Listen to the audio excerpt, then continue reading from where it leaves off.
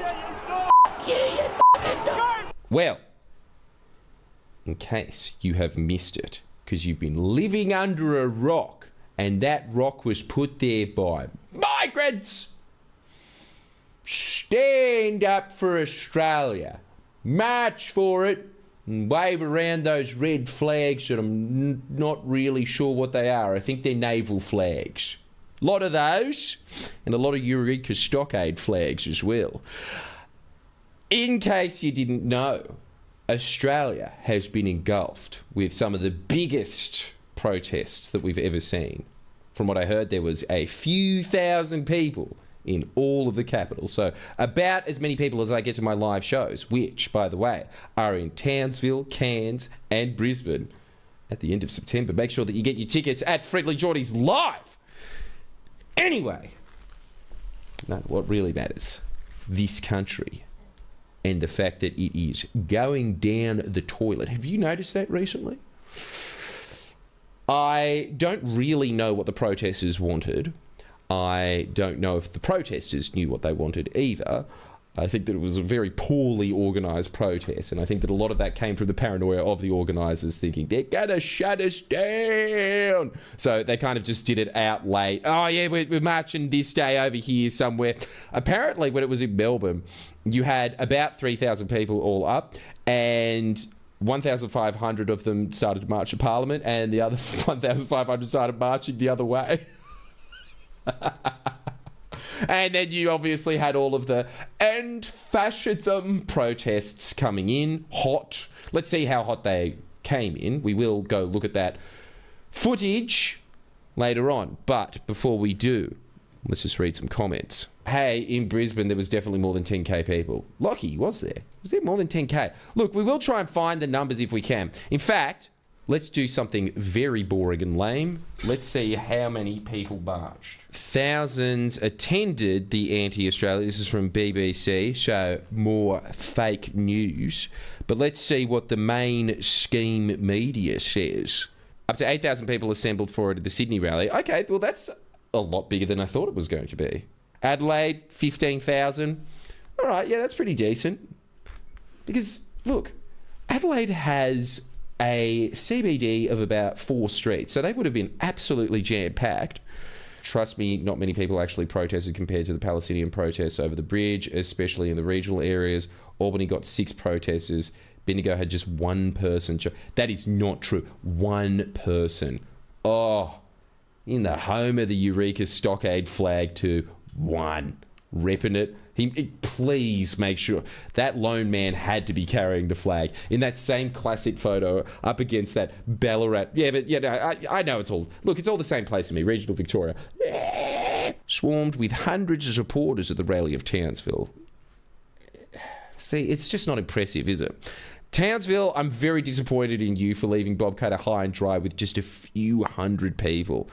Okay, WA today, thousands march WA Parliament. WA Police put the crowd around 10,000 people. All right, so am I right to assume, chat let me know, that the general march strength in most capital cities was around the 10,000 mark? Is that fair? Anyway, now that we're all here, what happened today? Signs of thickening Nazism, if you're to read The Guardian. And then everybody else, it was sort of, there was a lot of people quite confused about why they were outside, walking in the wrong direction a lot of the time, with some vague notions about migration's too high. And that seems to be mostly what happened across the country, at around the area ballpark of 10,000 people. Some say 15,000, some say 8,000, but let's just say for safe measure that it was 200,000 per city, okay? I think that's the fairest thing to do when we have disputed numbers. Greatly exaggerate them. And these people were marching and they wanted their voices heard about migration. The thing is, like with every single protest in human history ever, I don't think that they are on the same page as to what they want. I think it's mostly just the same thing that happens in virtually every protest ever. People go out, okay, that was good. Now that we've made our voices heard about all these migrants. Let's go get some falafels. That's, I think, generally what happened. In fact, I did see a great picture somewhere of like anti-migration protesters getting lunch at a Chinese restaurant. And the flag's on them as the cape still. Anyway, ABC headline from earlier this year, Queensland facing 54,000 infrastructure workforce shortfall ahead of the Olympic Games, data shows, but let's deport them. Yes, now, Kyle, this is a good point. This is the trickiness of talking about migration, which is, like with virtually any protest that ever happens, there is a kernel of truth to it. A really good one that I like to use as an example is climate change. Right? And I know this from experience because I have been to a couple of climate change protests back in the day. But you talk to the average person that's marching about climate change and they don't know anything about it. Nothing. Like the average person sitting in their air-conditioned office making the planet hotter would probably know more than the organisers of a lot of these protests for climate change. I'm just using that as the standard example because I have talked to some of the organisers of it, and what do you see? You see a bunch of people that just are really loud, want some attention, want some selfies, and want to go home, right? Generally, that is what I've noticed a lot from these protests. And as a result of that, it's always extremely vague what they want. So with this, for instance, there is this sentiment in the public that there are too many migrants coming into Australia, which is statistically undeniable. Yeah?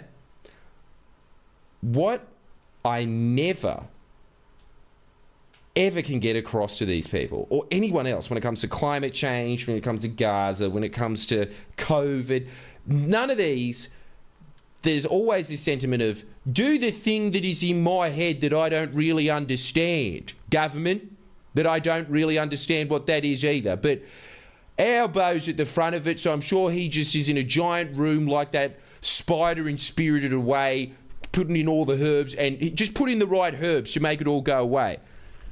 But the reality is, yeah, migration is at historic highs. It is nowhere near as high as what, say, 2GB and the rest of them are endlessly reporting, and what you'll see over and over again in the TikTok stats of whatever number. It always seems to just get inflated. Have you ever noticed this? Realistically, if we just think about this, don't quote me on these statistics, but I think on average in Australia, about 500 people die a day and about 800 people are born a day.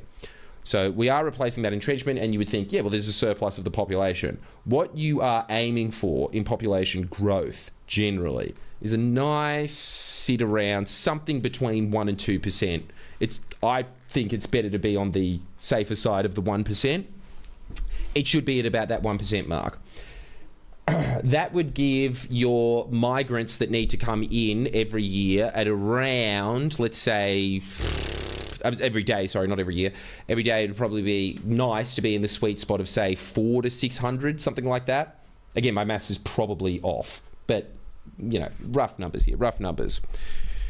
I think at the moment it's probably around 900. It's a lot.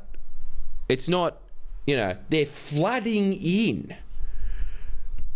There is a Sydney of people coming into this country every month. It's none of that stuff. They do try and paint this picture a lot. And in fact, to illustrate my point, I will just read, because this was a very good article that came from Independent Australia, as always. Big fans of those guys. The most egregious lies, because this is what's happening over and over again. They are misusing Australian Bureau of Statistics data, which is always a bad start to anything. Yeah? It's kind of the same. I will go back to the climate change point, where they will say a bunch of stats that is scary about climate change. And it's true, but it's never factored into that, for instance, that a lot of these government programs and agreements that are happening across the planet, first off, they need to be agreed upon, then they need to be implemented. A lot of the technology that we need to get to 2050 hasn't even been invented yet, but only a few years ago, we were hurtling to like 4 degrees, 4.5 degrees, which is truly catastrophic. That's like Venus. But then that's been more than halved. The point is, the nation is moving, the world is moving in the right direction.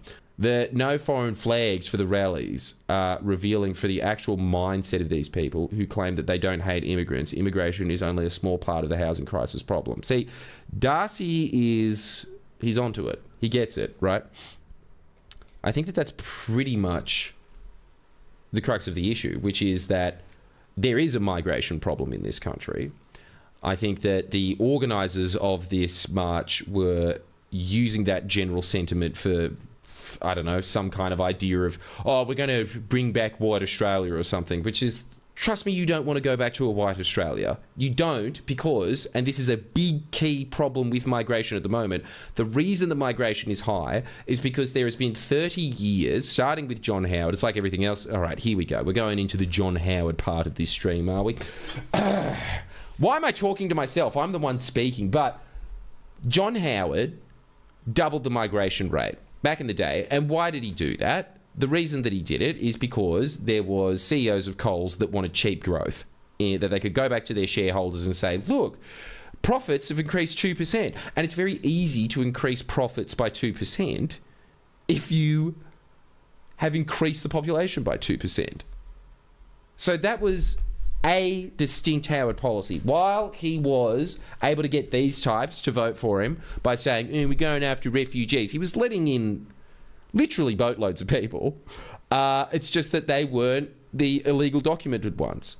And another thing that I think has happened a lot with the globalization of the internet is that a lot of these talking points that these people now have aren't even specific to our migration problem.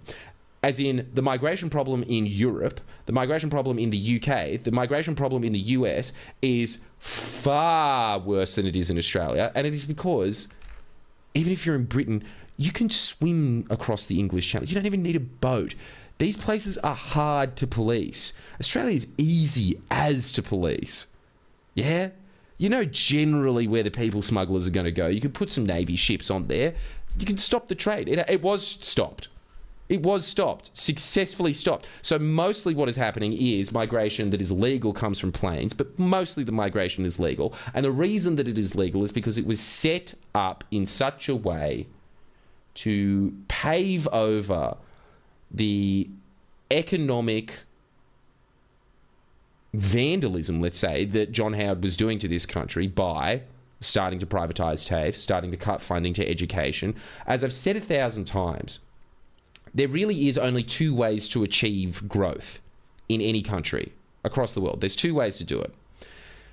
You can either upskill your population, or you can just dump bucket loads of people, chuck them all out in Western Sydney, whatever.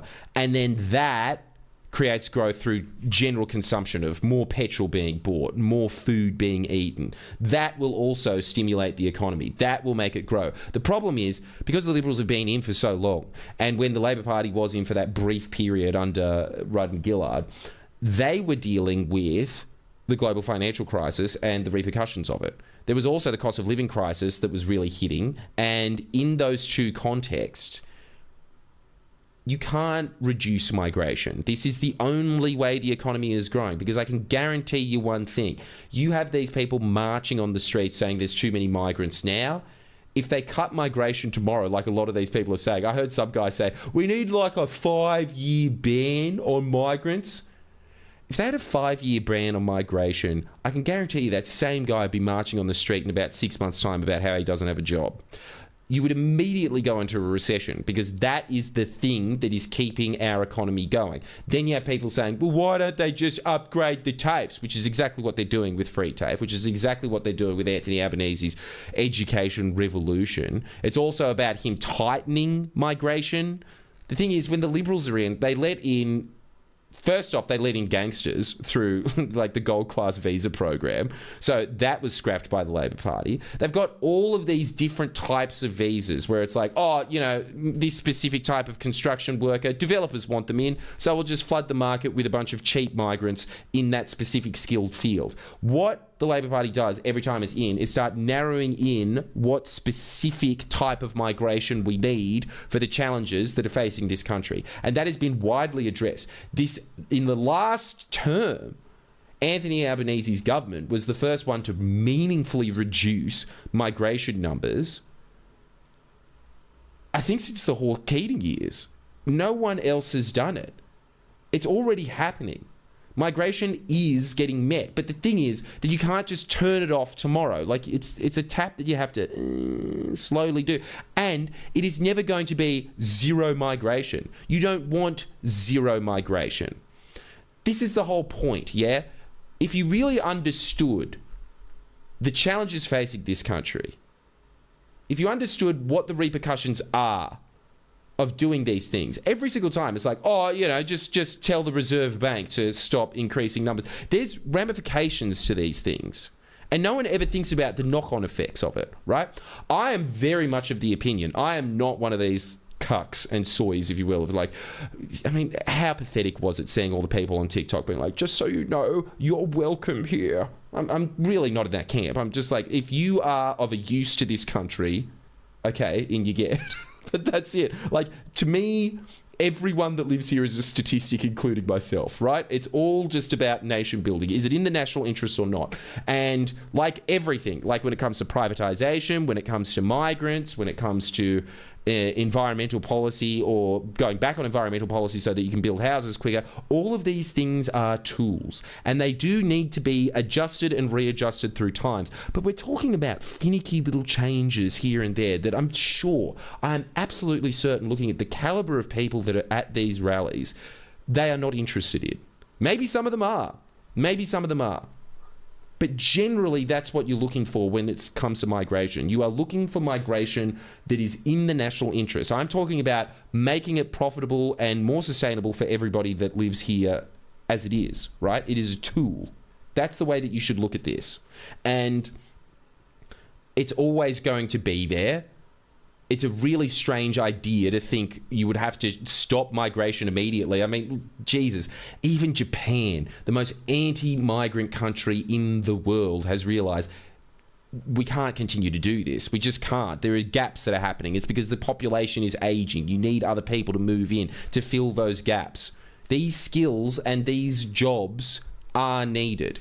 But if you have too much, like what is happening now, you get real strains on, for instance, housing is a very good one. But then you have this very glib argument when it comes to housing where it says, okay, so you're telling me that you import more migrants so they live here to build more houses. You're seeing the problem?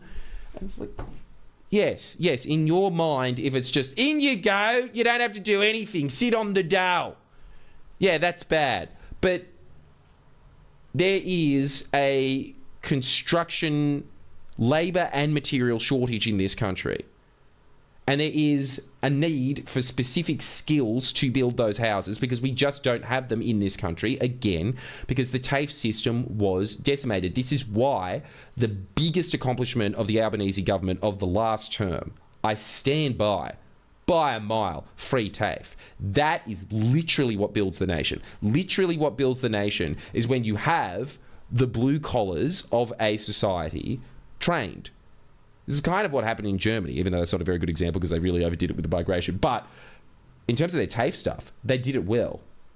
That's what you need. You need that engine training the youths of this country so that they can earn more, that they can have a better quality of life, and that the nation has the skills that they need. So again, you can turn back the migration tap a little bit.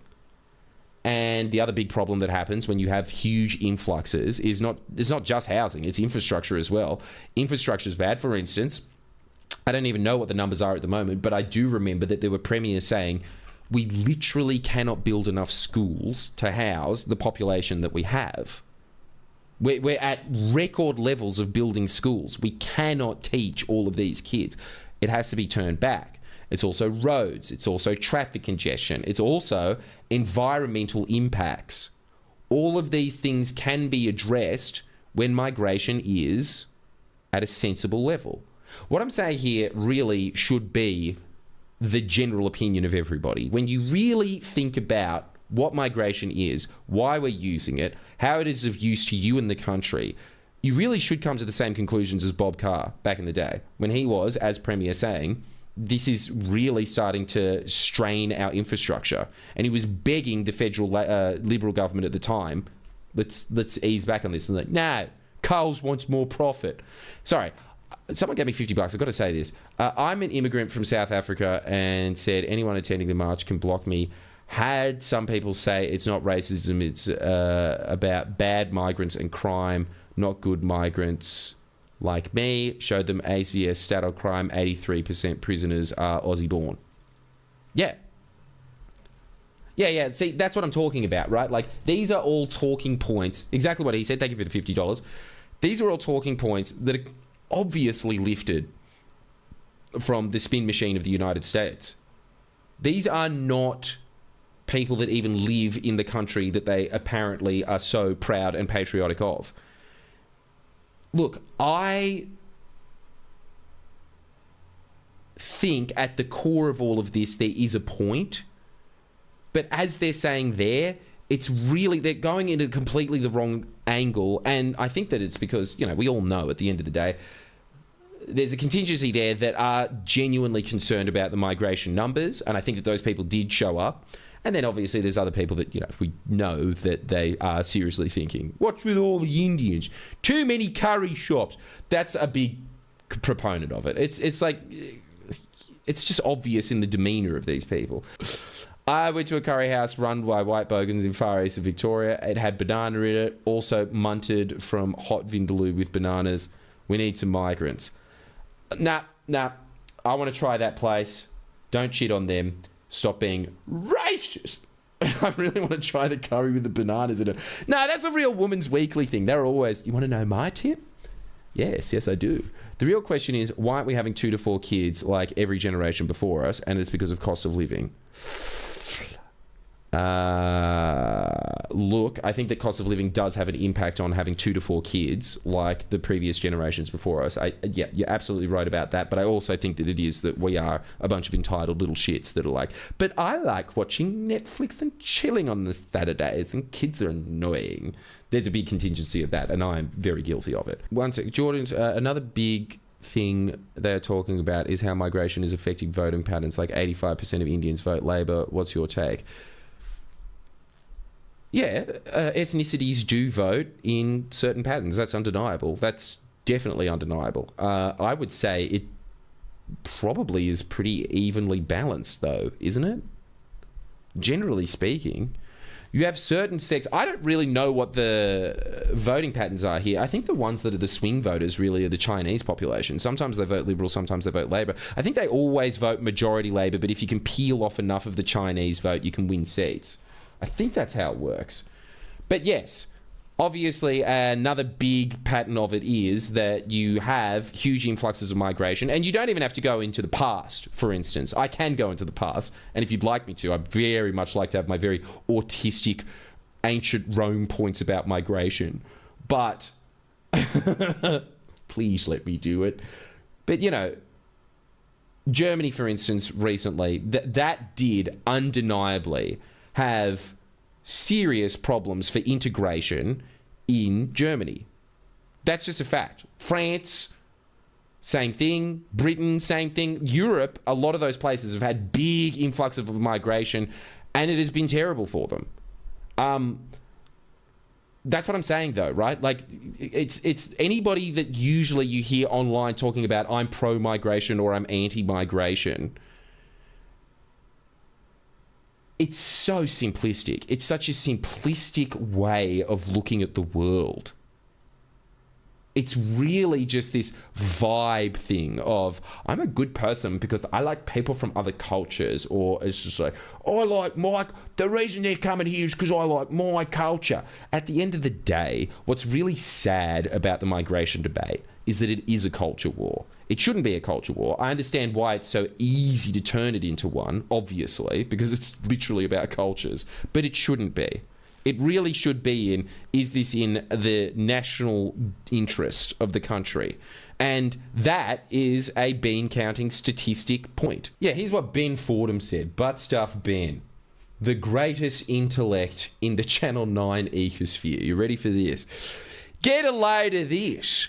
Every single day, Australia is now taking in 1,544 new people. 1,544 per day. These are the latest numbers. Now, that's the equivalent of 5 fully loaded Boeing 787 Dreamliners. Day up. Why does he know so much about planes? Is he an autist?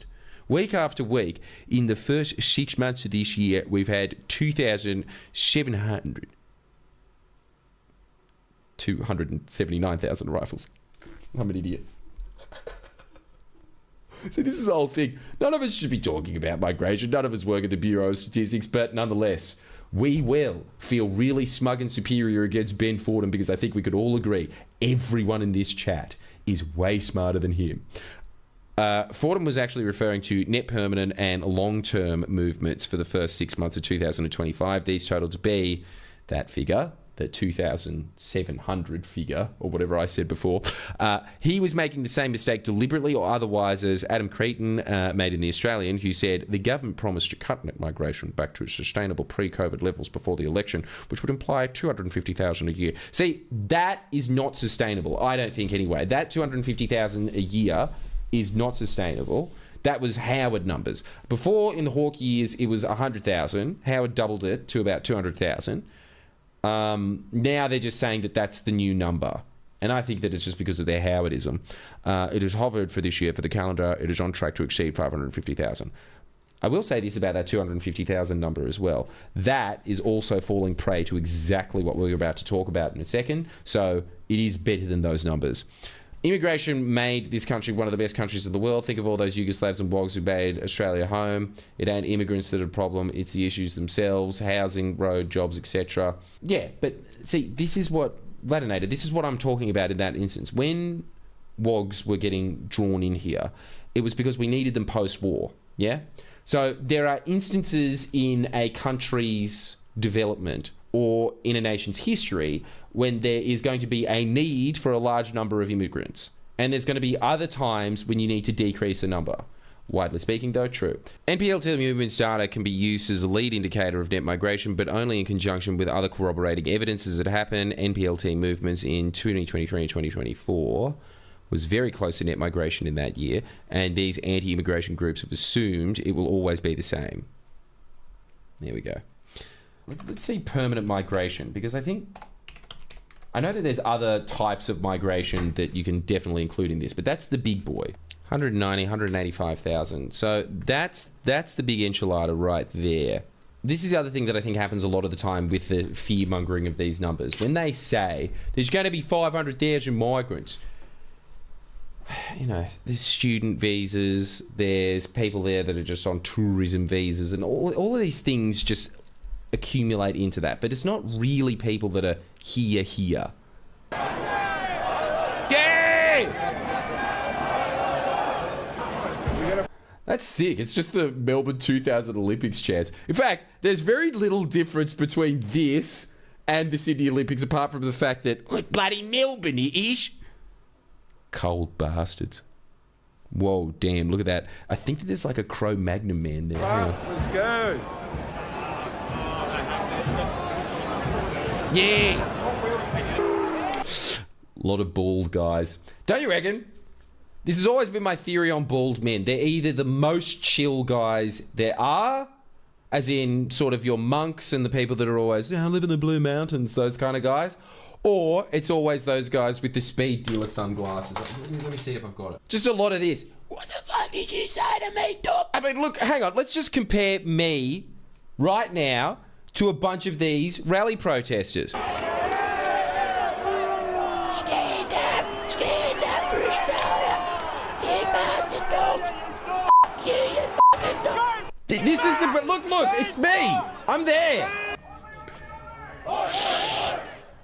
I gotta say, man, look, the Sydney one is tame. You know, honestly, this is my theory on why everything in Sydney is always just a bit lackluster when it comes to protests, and Melbourne isn't. It's the Freetown thing. Melbourne is sort of the real story of Australia being a free place, and so they took destiny into their own hands, whereas Sydney always had that thing of, can I have some more bread, Governor? You can have some more bread after you've emptied out the rum barrels. Yeah, can I drink any of that? No, or you'll get another lashing. Right, you are. I'll just get back in me cell. So, look at this. We always have weak, pissy turnouts.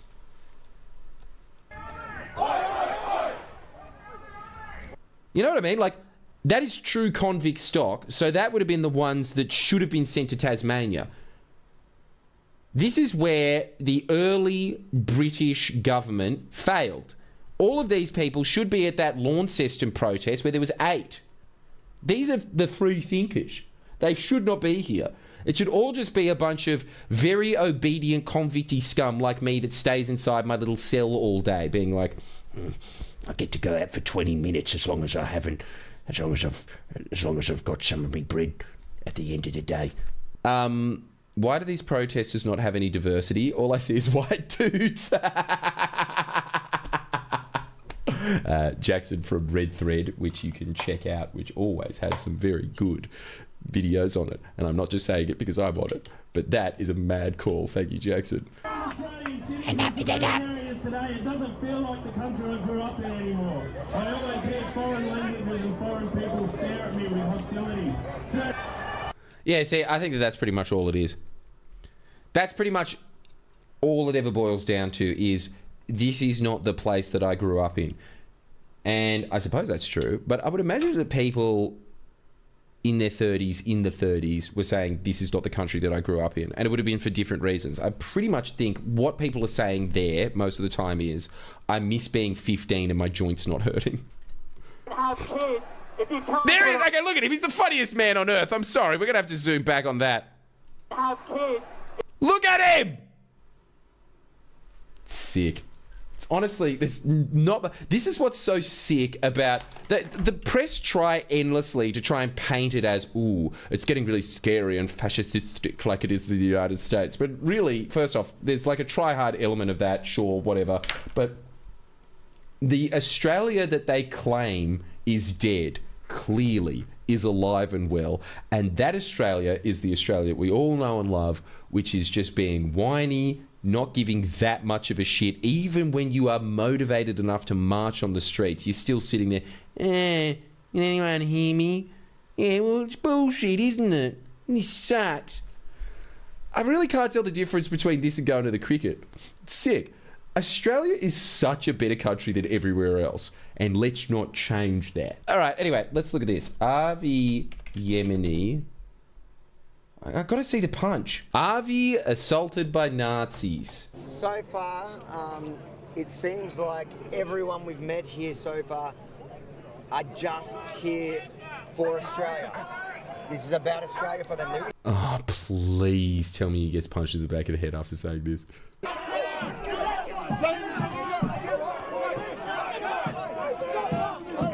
Dig him! Get him down!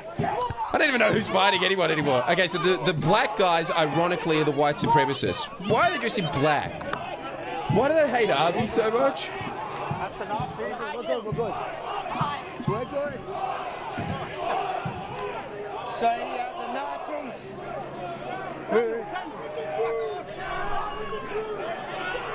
Oh, the screaming of the J word suddenly made my brain click in. God, I'm stupid. That's why they hate Avi. Just give me a second, man. Jesse, wait. Jesus. The guy after he's just getting death. Can I have a photo, bro?